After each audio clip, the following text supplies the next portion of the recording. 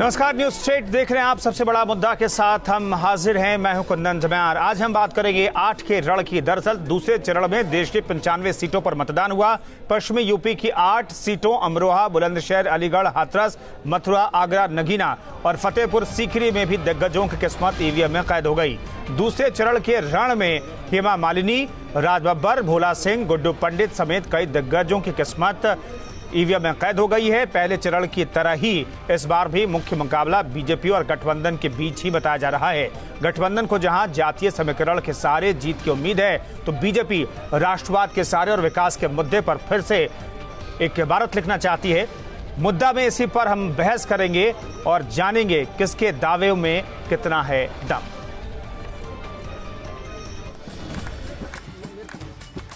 बुलंदशहर से आई इन 3 तस्वीरों ने साफ कर दिया है कि लोग लोकतंत्र के उत्सव को लेकर कितने उत्साहित और खुश हैं। बुलंदशहर में महिलाएं ढोल के साथ वोटिंग करने पहुंची। बैलगाड़ी से आई महिलाओं ने ढोल की थाप पर लोकतंत्र के इस सबसे बड़े उत्सव का जश्न मनाया। दूसरे चरण में देश की 95 सीटों पर मतदान हुआ। पश्चिमी यूपी की 8 सीटों अमरोहा, बुलंदशहर, अलीगढ़, हाथरस, मथुरा, आगरा, नगीना और फतेहपुर सीकरी में लोगों ने मतदान किया। वोटिंग के दौरान पहले चरण की तरह दूसरे चरण में भी कुछ जगहों पर विवाद की स्थिति खड़ी हो गई। अमरोहा लोकसभा सीट से बीजेपी प्रत्याशी कंवर सिंह तंवर ने नौगांव में फर्जी मतदान का आरोप लगाया। तंवर ने कहा कि बुर्के की आड़ में पुरुष फर्जी वोटिंग कर रहे हैं। प्रॉपर चेकिंग नहीं हो रही है और प्रॉपर चेकिंग होगी तो ये फर्जीवाड़ा रोकेंगे नहीं। फर्जीवाड़ा हो रहा है। कैसे फर्जीवाड़ा हो रहा है? आपने क्या देखा वहाँ? क्या जो लेडीज जो है नहीं यहाँ बाहर है, बाहर जो काम कर रही है और उसको जो यहाँ के जो वो मतलब जिनकी वोट है नहीं और वो जेंट्स को लेडीज बना करके भेज दिया। बुर्का पहना। आपका ये आरोप है कि बुर्के की आड़ में उसको पकड़ लिया है। तो आपने शिकायत दर्ज कराई? बिल्कुल करा दी। कहाँ पे कराई? नौगांव। बुलंदशहर से बीजेपी प्रत्याशी भोला सिंह मतदान के दौरान अवैध तरीके से पोलिंग बूथ में घुस रहे थे। चुनाव आयोग ने नोटिस जारी कर उनसे जवाब मांगा है। सिक्योरिटी ने वहाँ पर उनको चीज़ को रोका था कि उनको बूथ देखने से वो किया था कि नहीं देख सकते। तो उसमें जब उनको ये निर्देशित किया गया कि वो अपना जाके बूथ देख सकते हैं, तो वो जब पता चला कि उसमें उनके द्वारा इस तरह का कुछ किया गया, देखा गया, वो चीज़ पिक्चर में आया, तो तुरंत उस पर हम लोगों ने संज्ञान लिया है। उस पर हम लोगों ने उनको नोटिस जारी किया है और आज के लिए हम लोग नजरबंद कर। विवादों के साथ साथ दिग्गजों ने भी मतदान किया। मथुरा से दूसरी बार चुनाव लड़ रही हेमा मालिनी ने अपनी जीत का दावा किया कि मैं विद फुल सिंसियरिटी के साथ इस जगह को अपनाया और काम कर रही हूँ। मुझे बड़ा इसलिए मैं चाहती हूँ कि मेरी तरफ से और भी अच्छा काम हो जाए। इधर फतेहपुर सीकरी से बीएसपी प्रत्याशी गुड्डू पंडित जहां खुद की जीत का दावा कर रहे थे, तो वहीं फिल्मी पर्दे से सियासत के मैदान में किस्मत आजमा रहे राज बब्बर भी जीत का दावा कर रहे हैं। कितनी उम्मीद है आपको इस बार? 100 में 100%। बहुत प्यार मिल रहा है जनता का। किन मुद्दों को लेकर इस बार आप उतरे जनता के बीच? तमाम मुद्दे हैं। पानी का मुद्दा है, पर्यटक का मुद्दा है, तमाम मुद्दे हैं। मुकाबला किससे मानना है आप अपना? मैं लड़ता ही नहीं हूँ किसी से, मुकाबला किससे होगा? जी सर, इस बार जो आप वोटिंग देख रहे हैं, उत्साह है, मतदाताओं में कर निकल रहे हैं, तो क्या आप क्षेत्र की समस्याओं को ध्यान में रखा है या विकास के मुद्दों को ध्यान में? भैया मैं अपने क्षेत्र में क्षेत्र की समस्याओं की बात करता हूँ। मैं कोई राष्ट्रीय मुद्दे लेकर नहीं आता हूँ। दूसरे चरण के रण में भी बीजेपी और गठबंधन के बीच कांटे की टक्कर बताई जा रही है। जिन 8 सीटों पर यूपी में मतदान हुआ, उन सीटों पर 6 बीएसपी, 1 एसपी और 1 आरएलडी का प्रत्याशी मैदान में है। राजनीतिक विश्लेषकों का मानना है कि अगर जातिगत समीकरण का गणित सफल हो गया तो गठबंधन बड़ी जीत दर्ज कर सकता है। अगर 2014 की तरह मोदी मैजिक चला तो फिर बीजेपी की बल्ले बल्ले हो सकती है। Team news state. तो 8 का रण में आखिर किनके दावों में है ज्यादा ताकत, ये हम समझने की कोशिश आज सबसे बड़ा मुद्दा में करेंगे। लेकिन सबसे बड़ा मुद्दा में आज का सवाल क्या है, ये सबसे पहले हम आपको बता देते हैं। आज का सवाल है सबसे बड़ा मुद्दा में क्या इस बार यूपी में नहीं दिख रही है किसी दल की लहर, ये हमारा आज का सवाल है। क्या है, आपको जवाब देना है हाँ या ना में। और कार्यक्रम के आखिर में हम आपको बताएंगे कि इस सवाल के जवाब में ज्यादातर लोगों ने क्या कहा है। आज इस मसले पर बातचीत करने के लिए एनके सिंह वरिष्ठ पत्रकार स्टूडियो मौजूद हैं। शबनम पांडे हमारे साथ प्रदेश प्रवक्ता बीजेपी से मौजूद हैं। यशवंत सिंह हमारे साथ कांग्रेस प्रवक्ता मौजूद हैं। जफर अमीन साहब समाजवादी पार्टी से मौजूद हैं और अविनाश सिंह लखनऊ से हमारे संवाददाता सीधे जुड़ रहे हैं। लेकिन सबसे पहला सवाल एनके सिंह साहब, छोटा सा रिएक्शन आपसे ही ले लेता हूँ सबसे पहले। क्या किसी तरह की लहर दिख रही है क्या आपको इस चुनाव में? नहीं, लहर 2014 में तो दिखाई देती थी, लेकिन इस बार कोई लहर नहीं है।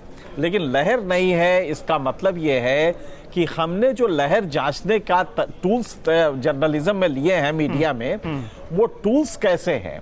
हम जाते हैं और एक अर्बन एरिया में अपनी गाड़ी खड़ी करते हैं और जो किसी रेस्टोरेंट के सामने या किसी पान वाले के सामने जब पूछते हैं तो वो कई बार कहता है राष्ट्र सबसे बड़ा मुद्दा है।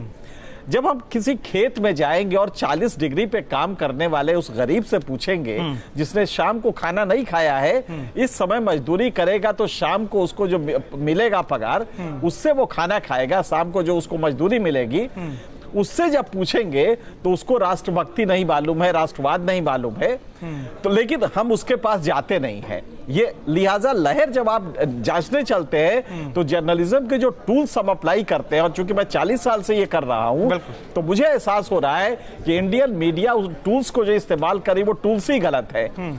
हमें भी याद है कि हम गाड़ी से जाते थे, 5 स्टार से उतरते थे और गाँव में जाते थे तो जहां पे हमें कोई बढ़िया ढाबा दिखाई दे वहां पे खड़े हो जाए, वहां पे एक पंडित जी, एक ठाकुर साहब पान खा के खड़े हैं और उनसे पूछिए तो वोकल सेक्शन पूरी जिंदगी वो बोलता ही है, सुबह से शाम तक वो बोलता ही है और हम उसकी बाइट लेके चले आते हैं, समझते हैं लहर हो गई है। आप देखिए 2014 में लहर थी, कोई इसको नहीं काटेगा। लेकिन तब भी मोदी जी को टोटल वोट सिर्फ 31% मिले थे। आज जहां इलेक्शंस हो रहे हैं जिस पूरे देश में, उन 95 सीटों में बीजेपी को सिर्फ 27 सीटें मिली थी और कांग्रेस को 12 सीटें मिली थी। बाकी सारी रीजनल फोर्सेस में गई थी और कहीं उनका लहर नहीं नजर आता है। तो इसलिए रीजनल फोर्सेस की जो एक्सेप्टेबिलिटी होती है, स्वीकार्यता होती है, उसमें आपको लहर नहीं नजर आएगा। लेकिन वो बरकरार हैं बदस्तूर, वो अपने वोट उनके पड़ते हैं और अच्छे खासे पड़ते हैं। बिल्कुल। शबनम पांडे, हमें ये बताइए, पिछले फेज, फर्स्ट फेज में उत्तर प्रदेश स्पेसिफिकली मैं बात कर रहा हूं, उत्तर प्रदेश में पिछले फेज में 2% कम मतदान हुआ था 2014 के मुकाबले। इस बार जो अभी तक आंकड़े हैं उसमें 0.5% जो है वो ज्यादा हो गया। तो ये वोट प्रतिशत का ऊपर नीचे क्या दिखाता है? पिछले बार आप कह रहे थे ठीक है बहुत विरोध की हवा नहीं है, इस वजह से लोग बहुत दिलचस्पी वोटिंग के लिए नहीं दिखा रहे हैं, इस वजह से वोटिंग प्रतिशत घटा है। लेकिन इस बार थोड़ा सा ही ज्यादा, लेकिन पिछले बार के मुकाबले ज्यादा वोटिंग हुई है, क्या दिखता है? देखिए, मैं एक बात बताना चाहती हूँ। इसमें एक तो भारतीय जनता पार्टी का बूथ मैनेजमेंट बहुत बड़ा रोल अदा करता है। जो हमने राष्ट्रवाद का मुद्दा उठाया, जो हमने विकास का मुद्दा उठाया, सुशासन का मुद्दा उठाया, कहीं ना कहीं जनता हमारे साथ है, संतुष्ट है और उनको लगता है कि जो 5 साल में हमने काम किया भ्रष्टाचार हटाने के लिए, तो फर्स्ट फेज वो में हमारे साथ रहना चाहते, क्योंकि जनता भी चाहे प्रदेश हो या देश हो, अजीज हो गई है भ्रष्टाचार और घोटालों से। क्या फर्स्ट फेज में जनता संतुष्ट नहीं थी? क्या बूथ मैनेजमेंट आपका बहुत बेहतर नहीं था? तो ये माना जाए कि फर्स्ट फेज में जो 8 सीटें थी उत्तर प्रदेश में, वहां पर बेहतर बीजेपी नहीं कर रही है? नहीं, वहाँ बेहतर कर रही है, लेकिन देखिए कभी कभी मौसम की भी मार होती है। बहुत कड़ाके की धूप रही तो लोग कम निकलते हैं, ऐसा भी होता है। देखिए लेकिन जिस तरीके का हम ग्राउंड पे देख रहे हैं, जनता संतुष्ट है इस शासन से और वो चाहती है कि अगला 5 साल भी दे। जनता के पास एक तो प्रधानमंत्री मोदी के अलावा कोई विकल्प नहीं है उनके पास, क्योंकि कोई चेहरा उन्हें ऐसा नहीं समझ में आता जो एक विकल्प के रूप में उनके सामने। ठीक है शबनम जी, बीजेपी के पास एक चेहरे के अलावा कोई दूसरा चेहरा नहीं है। सांसद भी अगर जाता है या फिर पार्टी प्रवक्ता कहते हैं तो सिर्फ एक ही चेहरा के बारे में बोलता है। स्थानीय मुद्दे जो हैं कहीं गौण हो जाते हैं और बाकी दल जो है स्थानीय स्तर पर चुनाव लड़ रहे हैं। जफर अमीन साहब से मैं रिएक्शन लेता हूं। जफर अमीन साहब, 8 सीटों में कितने जीत रहे हैं और किस आधार पर? देखिए, गठबंधन की जीत तय है। जो पोलिंग हो रही है उसमें अर्बन इलाके में पोलिंग का परसेंटेज कम है और रूरल इलाके में परसेंटेज बहुत ज्यादा है। उसकी वजह यह है कि किसान आक्रोशित है और किसान सरकार से बहुत बुरी तरह नाराज है और यही वजह है, चाहे वो गन्ना किसान हो, चाहे गेहूं का हो, धान क्रय का मसला रहा हो। आज देख लीजिए कि जो हालात हैं उसमें किसानों के उपज का दाम भी नहीं मिल रहा है और जो एमएसपी सरकार ने किया है और उस पर कोई काम नहीं किया है, सिर्फ इन्होंने नारा दिया है। और यही वजह है कि सरकार के खिलाफ आक्रोश गांव के अंदर दिखाई दे रहा है और किसान सरकार के खिलाफ वोट कर रहा है। शहरों में लोग संतुष्ट नहीं है भारतीय जनता पार्टी के कामों से और यही वजह है कि भारतीय जनता पार्टी का वोट या तो बूथ तक नहीं जा रहा है, जिससे कि परसेंटेज ऑफ पोलिंग कम हो रही है शहरों के अंदर।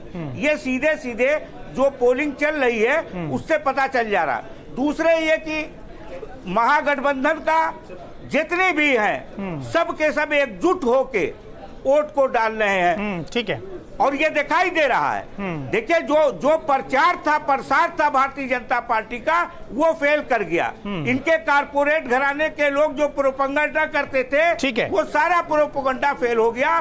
जमीन पे जो सच्चाई है, अपनी बुनियादी समस्याओं को देखते हुए जनता वोट कर रही है और भारतीय जनता पार्टी के खिलाफ कर रही है। बुनियादी जो जरूरतें हैं उसको ध्यान में रखते हुए जनता वोट कर रही है और अर्बन एरिया में वोटिंग प्रतिशत कम हुआ है और जो रूरल एरिया है वहां पर लोग गुस्से में हैं, इसलिए वहां पर वोटिंग प्रतिशत ज्यादा है। यशवंत सिंह साहब, दरअसल बीजेपी एक चेहरे को आगे रख करके चल रही है और बीजेपी को उम्मीद है कि सबसे क्रेडिबल चेहरा वही है और उससे दूसरा विकल्प कोई है नहीं दरअसल देश में इस वक्त सियासत में, इसलिए उसे चेहरे को सामने को रख करके बीजेपी आगे चल रही है। मेरा सवाल दरअसल लगता है कि नेटवर्क का कुछ इशू है, उनसे सवाल नहीं ले पाएंगे। एनके सिंह साहब, एक छोटा सा जवाब इस तरीके से भी दे दीजिए, क्या ये फर्क है, क्या रूरल और अर्बन में फर्क है? बिल्कुल सही है। और हाल के दौर में जो जफर अमीन साहब ने नहीं बोला है या भूल गए हैं, ये आलू का भी बेल्ट है। बिल्कुल, आगरा का जो मंडी है, भारत में 60% जो आलू होता है वो आगरा के इस आसपास के इलाके से है। यहाँ भी आज वोटिंग है, लिहाजा आलू, शुगर केन और गेहूं। और आप ताजुब करेंगे कि 6000 क्रय केंद्र, रिकॉर्ड क्रय केंद्र खोले योगी जी ने, लेकिन अभी तक उसमें खरीद शुरू नहीं हुई गेहूं की। लिहाजा किसान इस बात से नाराज है कि वो लेके जा रहा है गेहूं, जिन्होंने अर्ली वैरायटी जिन्होंने बोई है वो जाते हैं और वहां पे फिर उसको आड़ती के पास सस्ते दामों पे बेचना पड़ रहा है। इसको लेके एक नाराजगी है जो कि बहुत साफ नजर आ रहा है। आलू किसानों के लिए भी सरकार ने क्रय करने की बात की थी, पहली दफा ऐसा हुआ था कि आलू खरीद के लिए भी सरकार ने कोशिश की, लेकिन आलू ये लास्ट ईयर की बात है और मध्य प्रदेश में इसको लेके काफी बवाल हुआ भी था। अब आप ताजुब करेंगे, प्याज को लेकर मध्य प्रदेश में हुआ था, 5 रुपए किलो उन्होंने प्याज खरीदने का वो किया था। यहाँ पे आलू आज के सवेरे का रेट 2 रुपए किलो छोटा आलू और 3.5 रुपए किलो बड़ा आलू था, जो कि प्रोडक्शन कॉस्ट भी नहीं मीट करता है। जो उसकी लागत आई है वो भी नहीं मिल रहा है। इससे किसानों में नाराजगी है और अभी कल रिपोर्ट आई फूड कमिश्नर की कि साहब 10% भी पिछले साल के मुकाबले खरीद नहीं हुई है गेहूं की, इसकी भी नाराजगी है।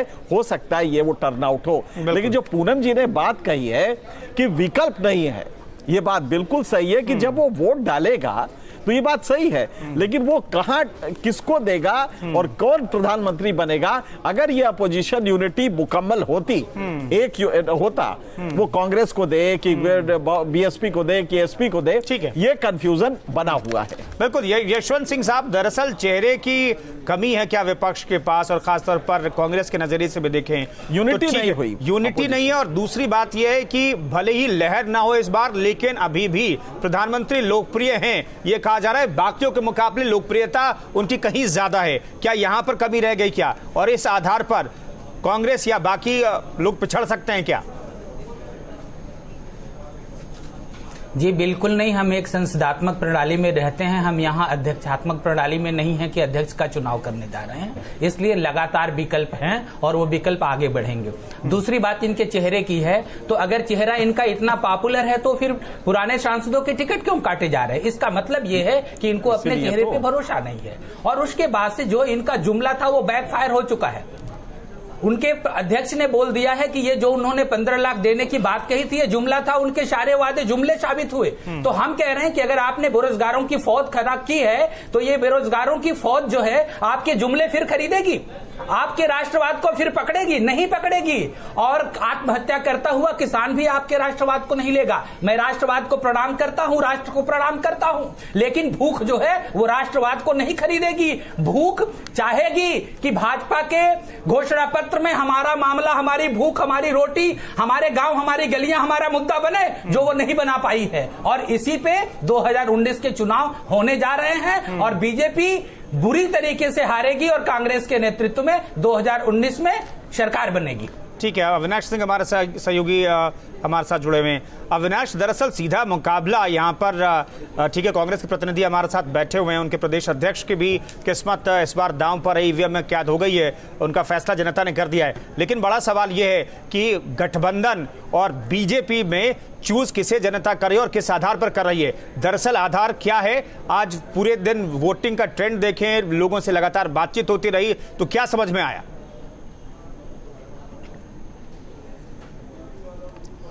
देखिए कुंदन, चूंकि आज दूसरे चरण का मतदान था और देखा जाए तो अब तक दोनों चरणों को मिलाकर 16 सीटों पर मतदान हो चुका है। 2014 की बात अगर करें हम, तो इन सभी सीटों पर 2014 में भारतीय जनता पार्टी ने जीत दर्ज की थी। तो भाजपा के सामने जो सबसे बड़ी चुनौती है वो चुनौती ये है कि इन सीटों को हर हाल में बचाया जाए।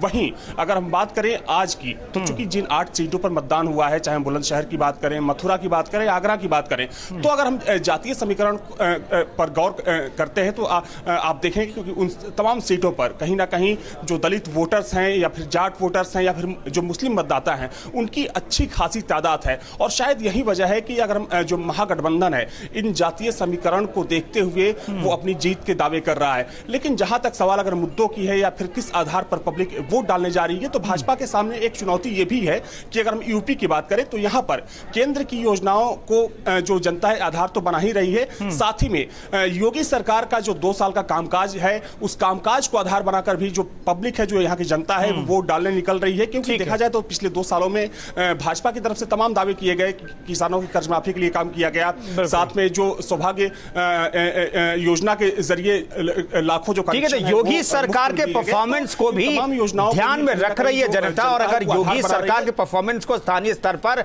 अगर जनता बेहतर आंकती है तो उसे भी नतीजों में उसका भी फर्क पड़ेगा। जफर अमीन साहब, जिन 8 सीटों पर वोटिंग हुई है, 2014 की बात करें तो एसपी और बीएसपी को जोड़ करके भी एक आध सीट ही दिखती है, जिसमें आप दोनों के वोट प्रतिशत को जोड़ दें तो आप मुकाबला करते हुए दिखाई दे रहे हैं। सिर्फ एक नगीरा सीट है और अमरोहा में कांटे का मुकाबला है। 2014 की बात कर रहा हूं मैं। तो किस आधार पर, जातीय आधार पर भी अगर देखें तो कुछ सीटों पर बढ़त मिलती हुई दिखाई देती है आपको, लेकिन 2014 का जब आधार लेते हैं तो बहुत पिछड़ा हुआ दिखाई पड़ता है गठबंधन। देखिए 2014 देखा आपने, 2018 में जो बाई इलेक्शन हुआ था लोकसभा का, उसमें आप देखिए 8 से 10% गोरखपुर और फूलपुर में परसेंटेज बढ़ गया था। नहीं तो 17 आप इसमें भी देखिएगा 2014 और 18 के बीच में 17 भी है सर, साथ में है उस परसेंट नहीं। जफर अमीन साहब 17 को भी हम 17 की बात नहीं, हम 17 के बाद 18 की बात कर रहे हैं। अच्छा, ये निगेटिव वोट है, सरकार के खिलाफ वोट पड़ रहा है। अच्छा ठीक है, 2017 के बाद से सरकार के खिलाफ वोट पड़ रहा है। किसान हो, नौजवान हो, महिलाएं हो, सब समाज का हर वर्ग का उत्पीड़न हुआ है और उसके खिलाफ वोट पड़ रहा है। और 2019 में भी उनके खिलाफ ही वोट पड़ रहा है। इसीलिए जमीन पर ठीक है, शबनम जी जवाब दीजिए। शबनम जी जवाब दीजिए। तीन सीटें जहां पर आपके कद्दावर नेता, जहां के रिप्रेजेंटेटिव थे, वहां पर आप हार गए, तो फिर कैसे जीतेंगे आप? शबनम जी छोटा जवाब। देखिए, ये देखिए, सपा के प्रवक्ता कह रहे हैं कि फुलपुर और इसकी चुनाव की आधा और 1% से तो ये जीते थे, और गोरखपुर और फुलपुर आधा 1% से तो ये जीते थे दोनों चुनाव, फिर ये दावा कर रहे हैं। लेकिन मैं इनसे पूछती हूँ, क्या जनता देख नहीं रही कि 21 चीनी मिल को बेचने वाली मायावती जी के साथ किस तरह आप मिल गए? गन्ना किसानों की बात करते हैं और तब आपको नहीं दिखता है, आप घड़ियाली आंसू बहा रहे हैं गन्ना किसानों के नाम पे। क्या चूल्हा, सड़क, बिजली, शौचालय, ये ग्रामीण किसानों की जरूरतें हमने पूरी की है। ये ग्रामीण लोगों को ही देखिए, ग्रामीण इलाके में भी अंतर से जीते थे योगी जी। अब आप बताइए, 22,000 से हार गए, कितना वोट घटा आपका? आप कुछ जोड़ लीजिए। इससे ज्यादा वोटों से जीतेंगे हम। आप देखिएगा, बाय इलेक्शन आपने भी 10-10 सीट जीती थी। लेकिन अगर जहाँ पर जीत का आंकड़ा 3.5 लाख से ज्यादा होता था, वहाँ पर आप हार गए, तो अपने आप में ये बताता है कि जिस समीकरण के साथ विपक्ष आगे बढ़ रहा है वो आपके खिलाफ है। गठबंधन को डाल रही है सीधे। और आप जो जफर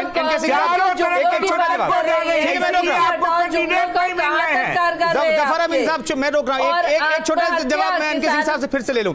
एनके सिंह साहब, क्या जो 3 लोकसभा क्षेत्रों में उपचुनाव हुए वो बताने के लिए काफी है क्या उत्तर प्रदेश की सियासत को और समीकरण को, जो महागठबंधन का समीकरण है, वो बताने के लिए काफी है क्या कि 2019 में 23 तारीख को जब नतीजे आएंगे तो क्या होंगे? नहीं, वो प्रतिनिधि चरित्र उनका नहीं है और ये एबरेशंस होते हैं। लेकिन एक बात है जो जफर अमीन साहब नहीं कह पा रहे हैं, वो हकीकत है जो आपने सवाल किया था कि दोनों का जोड़ के इन सीटों पे नहीं हो रहा है।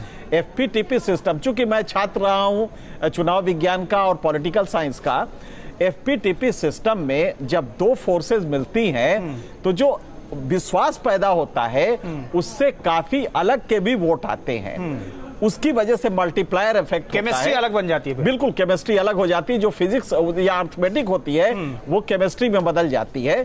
और एक चीज और भी है कि भारत के इतिहास में, और खास करके मैं तो इसी को देख रहा हूं आज के चुनाव को खास करके, ये मूल रूप से एग्रेरियन मतलब किसानों वाला चुनाव है ये इलाका। और ये भी यही नहीं, नोएडा और गाजियाबाद छोड़िए तो पिछला वाला भी था। अगर ये रूरल टर्नआउट बेहतर है, जो जफर अमीन साहब का मेरी भी स्टडी यही कह रही है, तो इसका मतलब वो भारत के इतिहास में पहली बार हो रहा है कि किसान एक बार्गेनिंग प्रेशर ग्रुप के तरह से इमर्ज कर रहा है।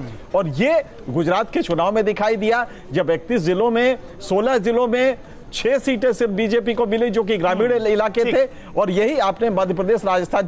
तो अगर यूपी में भी यही हो रहा है तो किसान की नाराजगी अब एक समेकित रूप से आ रही है सामने, और ये बीजेपी को तंग कर सकती है। ठीक है, तो अगर किसान इकट्ठा होकर के वोटिंग कर रहे हैं तो बीजेपी के लिए परेशानी है। दरअसल बीजेपी के लिए परेशानी इस बात की भी हो सकती है अगर जातीय आधार पर वोटिंग हुई है, धर्म के आधार पर वोटिंग हुई है, अगर मुस्लिम और एससी अगर एक साथ मिल जा रहे हैं तो फिर बीजेपी के लिए मुश्किल पैदा हो सकती है। तमाम मेहमानों का शुक्रिया इस चर्चा में शरीक होने के लिए। वक्त है आज के सवाल का जवाब बताने का। आज हमने आपसे सवाल पूछा था सबसे बड़ा मुद्दा में कि क्या इस बार यूपी में नहीं दिख रही है किसी दल की लहर। हमने आज सवाल पूछा था, 59% कहते हैं हाँ किसी की लहर नहीं है, और 41% लोग कह रहे हैं कि नहीं लहर है। सबसे बड़ा मुद्दा में फिलहाल इतना, रुकेंगे एक छोटे से ब्रेक के लिए। आप बने रहिए न्यूज़ स्टेट के साथ।